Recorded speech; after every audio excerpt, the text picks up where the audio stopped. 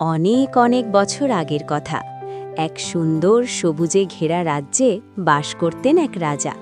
তার ছিল একমাত্র পুত্র, রাজপুত্র। রাজপ্রাসাদের বাইরে মাঠে ঘাটে বড় হওয়া এক রাখাল ছেলের সঙ্গে এই রাজপুত্রের ছিল অদ্ভুত এক বন্ধুত্ব। একজন রাজসিংহাসনের উত্তরাধিকারী আর একজন সাধারণ গরিব রাখাল, কিন্তু বন্ধুত্বে কোনো ভেদাভেদ ছিল না। দুজনের হৃদয় ছিল এক সুতোয় বাঁধা। দেখো রাজপুত্র, আজ আকাশটা কি সুন্দর না? গরুগুলোও আজ শান্ত, তাই বাঁশিটা বাজাতে মন চাইছে। তুমি যখন পাশে বসে থাকো, বাঁশির সুর যেন আরও মধুর হয়ে ওঠে। আমি গরিব রাখাল হতে পারি, কিন্তু তোমার বন্ধু হতে পেরে আমি গর্বিত। রাজা হও বা না হও, আমার কাছে তুমি আগের সেই বন্ধু হয়েই থাকবে। বন্ধু, তোমার বাঁশির সুর আমার সব দুঃখ ভুলিয়ে দেয়। আমি যদি কোনোদিন রাজা হই, তাহলে তোমাকে ভুলব না, এই প্রতিজ্ঞা করছি। সেই দিন তুমি আর শুধু রাখাল থাকবে না, তুমি হবে আমার রাজ্যের মন্ত্রী। আমরা দুজন একসাথে এই রাজ্যকে সুখী করে তুলব।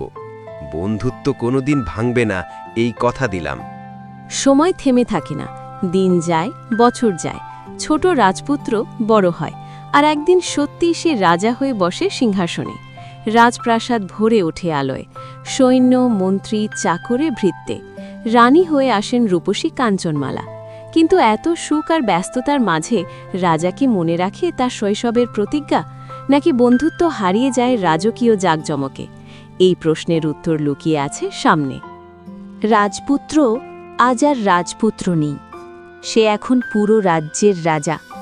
সোনায় মোড়া সিংহাসন, চারদিকে সৈন্য আর সভাসদ। রানী কাঞ্চনমালার সৌন্দর্যে রাজপ্রাসাদ যেন আরও উজ্জ্বল। কিন্তু এই রাজকীয় ব্যস্ততার ভিড়ে একটি নাম ধীরে ধীরে হারিয়ে যায়, রাখাল বন্ধু। শৈশবের প্রতীক্ষা রাজা কি সত্যিই ভুলে গেল? আজ দরবার আছে, মন্ত্রীদের কথা শুনতে হবে। রাজ্যের আইন, কর, যুদ্ধ সবকিছুই আমাকে দেখতে হয়। সময় কোথায় অতীত ভাবার? আমি তো এখন রাজা, আমার দায়িত্ব অনেক বড়। শৈশবের কথা মনে করলে মনটা নরম হয়ে যায়, কিন্তু রাজা হয়ে দুর্বল হলে চলে না। এদিকে রাজপ্রাসাদের বাইরে দূরের মাঠ ছেড়ে একজন মানুষ এসেছে শহরে। মাথায় ময়লা কাপড়, চোখে আশার আলো। সে আর কেউ নয়, সেই রাখাল বন্ধু। সে বিশ্বাস করে তার বন্ধু রাজা হয়ে গেলেও তাকে ভুলে যায়নি। একবার দেখা পেলেই সব কষ্ট ভুলে যাবে সে। আজ অনেক দিন পর বন্ধুর মুখটা দেখব। সে এখন রাজা জানি, তবুও সে আমার বন্ধু। আমি কোনো কিছু চাইতে আসিনি, শুধু একটুখানি দেখা। একবার যদি বলে, বন্ধু কেমন আছিস, তাহলেই আমার মন ভরে যাবে। এই বিশ্বাস নিয়েই আমি রাজপ্রাসাদে এসেছি। এই দাঁড়াও, রাজপ্রাসাদে ঢুকতে পারবে না। তুমি কে? ময়লা কাপড় পরে রাজদ্বারে? এখানে রাজা থাকেন, গরিব রাখালের জায়গা নয়। চলে যাও এখান থেকে, নইলে শাস্তি পাবে। রাজা আজ খুব ব্যস্ত, এভাবে কাউকে দেখা দেন না। আমি শুধু একটু দাঁড়াবো, একটুখানি দেখা পেলেই চলে যাব। আমি তার বন্ধু, ছোটবেলার বন্ধু। কিন্তু আচ্ছা, আমি চলে যাচ্ছি। হয়তো রাজা সত্যিই আমাকে ভুলে গেছে। বন্ধুত্ব কি এত সহজে হারিয়ে যায়? মন ভরা দুঃখ নিয়ে রাখাল বন্ধু ফিরে যায়। রাজা কিছুই জানে না, কিন্তু প্রতিজ্ঞা ভাঙার শাস্তি যে নীরবে আসে তা সে বুঝতে পারেনি। এই রাতেই ঘটবে এক ভয়ঙ্কর ঘটনা, যা পুরো রাজ্যকে ওলটপালট করে দেবে।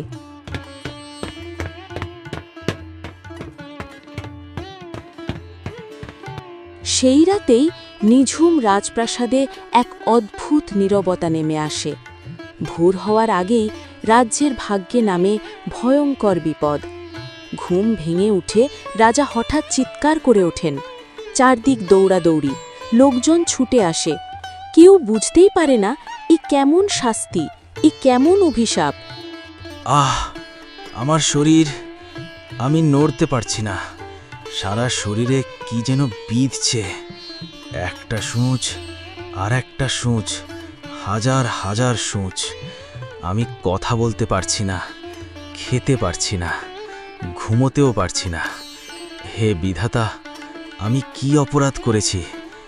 এত বড় শাস্তি কেন? রাজা দেখেন তার শরীর জুড়ে অগণিত সূচ গেঁথে আছে। ডাক্তার, বৈদ্য, ওঝা যাকে পাওয়া যায় সবাই আসে, কিন্তু কেউ কোনো উপায় খুঁজে পায় না। রাজপ্রাসাদে কান্নার রোল পড়ে যায়। রাজ্যের মানুষ ভয়ে কাঁপে। সবাই বুঝতে পারে এটা কোনো সাধারণ রোগ নয়। মহারাজ, আমরা সব চেষ্টা করেছি, কিন্তু এ রোগ আমাদের বিদ্যার বাইরে। এটা যেন কোনো অদৃশ্য শক্তির আঘাত। সাধারণ চিকিৎসায় এর কোনো ফল হবে না। আমরা অসহায়। এখন একমাত্র ভাগ্যের ওপরই ভরসা রাখতে হবে। আমি ভেঙে পড়ব না। যত কষ্টই আসুক, এই রাজ্যকে আমি সামলাব। আমার স্বামী যন্ত্রণায়, আমি তার পাশে থাকব। রাজ্যের মানুষকে আমি অভিভাবকের মতো দেখব। হে ঈশ্বর, আমাকে শক্তি দাও। এই দুঃসময় আমি পার করবই। এইভাবেই শুরু হয় রানী কাঞ্চনমালার সংগ্রামের দিন। রাজা শয্যাশায়ী, আর রানী হাতে তুলে নেন রাজ্যের সব দায়িত্ব। কিন্তু কে জানত নদীর ঘাটে তার জন্যে অপেক্ষা করছে আরও বড় বিপদ, আর এক রহস্যময় নারী, কাকনমালা।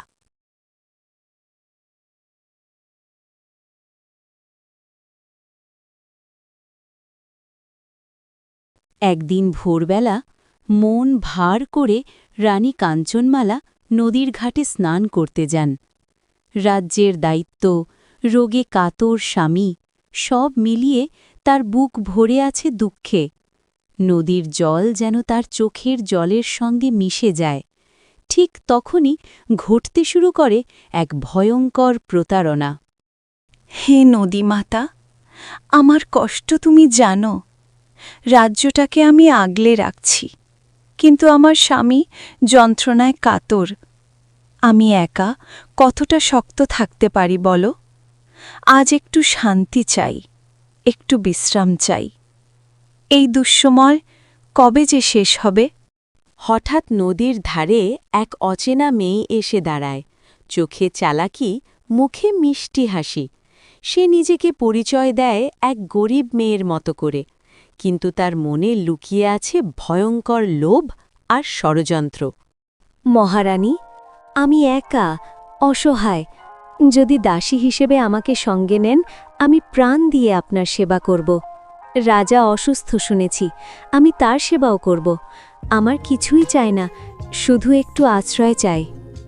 তুমি সত্যি অসহায় হলে আমি তোমাকে ফিরিয়ে দিতে পারি না, কিন্তু এখন আমার কাছে কিছুই নেই। এই হাতের সোনার কাকনটাই আমার শেষ সম্বল। এটা দিয়েই আমি তোমাকে কিনে নিচ্ছি। আজ থেকে তোমার নাম হবে কাকনমালা। রানী স্নানের জন্য নদীতে নামেন। তীরে পড়ে থাকে তার শাড়ি আর গয়না। ঠিক তখনই ঘটে যায় বিশ্বাসঘাতকতা। চোখের পলকে কাকনমালা রানীর শাড়ি গয়না পরে নেয়, আর নিরীহ কাঞ্চনমালা হারিয়ে ফেলেন নিজের পরিচয়। ছলনাময়ী কাকনমালা জাদু দিয়ে কাঞ্চনমালার রূপ নিয়ে নেয়, আর কাঞ্চনমালাকে দাসী বানিয়ে দেয়।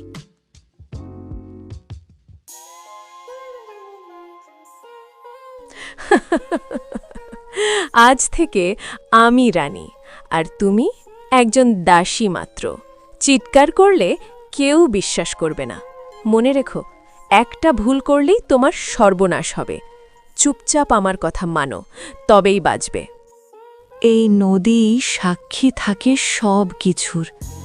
আজ সে নীরব, কিন্তু মিথ্যে চিরদিন লুকিয়ে রাখতে পারে না। আমি দাসী হতে পারি, কিন্তু মিথ্যে হয়ে বাঁচতে পারি না। সত্য যেমন স্রোত, পথ ঠিকই খুঁজে নেয়। চুপ কর, বেশি বুদ্ধি দেখাতে এসো না। এই নদীর ধারে অনেক কিছু হারিয়ে যায়, নাম, পরিচয়, এমনকি মানুষও।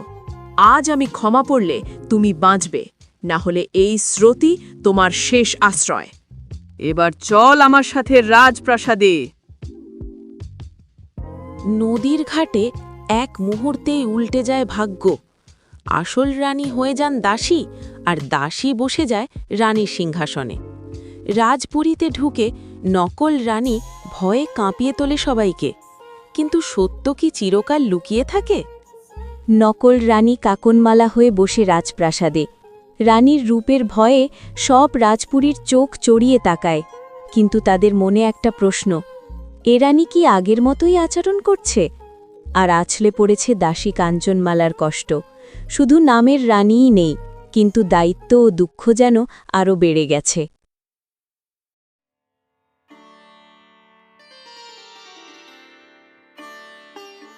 কাঞ্চনমালা, আজ থেকে তুমি আমার নির্দেশ মানবে। কাজ করতে হবে, এক মুহূর্তও বিশ্রাম নেই। রাজার যন্ত্রণায় সব প্রজার দুঃখ দূর করতে হবে। আমার কথা না মানলে শাস্তি নিশ্চিত। তুমি বুঝেছ কি? দ্রুত কাজ শুরু করো। হ্যাঁ, আমি বুঝেছি। আমি কাজ করব, কারণ রাজা কষ্টে, কারণ প্রজারা অসহায়। বিশ্রাম চাই না, অভিযোগও করব না, শুধু কাজ করব নীরবে। কিন্তু মনে রেখো, আমার নীরবতাকে দুর্বলতা ভেবো না। আজ আমি দাসীর বেশে, কিন্তু সত্য এখনও আমার সঙ্গেই আছে। আমি কাজ শুরু করছি, সময়ই একদিন সব প্রশ্নের উত্তর দেবে। ভালো, এই রকমই কথা চাই আমি। মনে রেখো, নীরব থাকলেই তুমি বাঁচবে। সত্য, দায়িত্ব, রাজধর্ম এই শব্দগুলো এখন আমার ঘরে নিষিদ্ধ। রাজাকে দেখবে, কে তাকে জল দেবে, কে তার যন্ত্রণা শুনবে, সব আমি ঠিক করব। তুমি শুধু কাজ করবে, দিন রাত। কোনো প্রশ্ন নয়, কোনো চোখের জল নয়। একবারও যদি মনে হয় তুমি আগের রানী, তাহলেই তোমাকে মনে করিয়ে দেব এই ঘরে তোমার পরিচয় শুধু দাসী। এখন যাও, আমার চোখের আড়ালে থেকেও আমার আদেশ মানতে শেখো। হে বিধাতা, আমি এক দাসী মাত্র। রাজার চিকিৎসা, প্রজাদের দেখাশোনা সব আমার হাতে এসে পড়েছে। শরীর ক্লান্ত, চোখে অশ্রু। কোনো দিন ভাবিনি আমার জীবন এমন হবে। তবুও মন বলে আমাকে সবার জন্য সহ্য করতে হবে। নকল রানী কাঁপিয়ে রাখে রাজপুরীর সবাইকে। কাঞ্চনমালা যতই দুঃখ দেখান, কাউকে কিছু বলতে পারবে না। রাজা এখনও সূচবিদ্ধ। যে কষ্ট রাজপ্রাসাদে চলছে কেউ বুঝতেই পারে না, কিন্তু বনের ধারে কেউ তার জন্য অপেক্ষা করছে, যার মাধ্যমে সব ঠিক হয়ে যাবে। আজ কিছু যেন ঠিক নেই। রানীর আচরণ যেন আগের মতো নয়। কিছুই বোঝা যায় না। প্রজারা কষ্টে আছে, সব কিছু যেন অদ্ভুতভাবে এগোচ্ছে। কি ঘটছে এখানে? কেউ কি সত্যি সত্যি বুঝতে পারছে না? দাসী কাঞ্চনমালার কষ্ট দিন দিন বেড়ে চলে। কিন্তু কোথাও থেকে আসে এক অচেনা মানুষ, যার হাতে আছে এক রহস্যময় শক্তি। সে জানে সকল সমস্যার সমাধান কেবলমাত্র সঠিক মন্ত্র এবং সাহসিকতার মাধ্যমে সম্ভব। এবার শুরু হবে কাঞ্চনমালার মুক্তির যাত্রা। একদিন বনের ধারে এক অচেনা মানুষ আসে। তার হাতে আছে রহস্যময় মন্ত্রের ক্ষমতা। সে জানে রাজ্য ও রাজাকে নকল রানী ও সূচের অভিশাপ থেকে কেবলমাত্র সে বাঁচাতে পারে। দূর থেকে সে কাঞ্চনমালাকে দেখে, যার চোখে ঝরে অসংখ্য অশ্রু। আপনি কে? কিভাবে এভাবে আমার জন্য এখানে এলেন? আমার আর কোনো আশা নেই, কিন্তু আপনার কথা শুনে মনে হচ্ছে হয়তো সব ঠিক হয়ে যাবে। আমি প্রস্তুত আছি, আপনার নির্দেশ মেনে চলব। কাঞ্চনমালা, ভয় করো না, আমি তোমার পাশে আছি। নকল রানী আর রাজ্যের সূচের অভিশাপ সব দূর হবে। তোমার সাহসিকতা, আমার মন্ত্র মিলিয়ে আমরা সত্যকে জিতাব। দেখো, শুরু করি। রানী, আজ বড় শুভ দিন। আজ সত্য আর মিথ্যার বিচার হবে। তুমি কি জানো এই রাজ্যের মানুষ তোমার আচরণে ভয় পায়? তুমি কি জানো এই দাসী মেয়েটি কে আসলে? সত্য লুকিয়ে কতদিন রাজত্ব করা যায় তা আজ প্রমাণ হবে। চুপ কর। তুই কে আমাকে প্রশ্ন করার? আমি এই রাজ্যের রানী। আমার আদেশই আইন। এই দাসী আর এই লোকটাকে এই মুহূর্তে শাস্তি দাও। জল্লাদ, ওদের ধরে নিয়ে যাও। থামো, আজ আর চুপ থাকব না। তুমি আমার পরিচয় চুরি করেছ, আমার জীবন চুরি করেছ।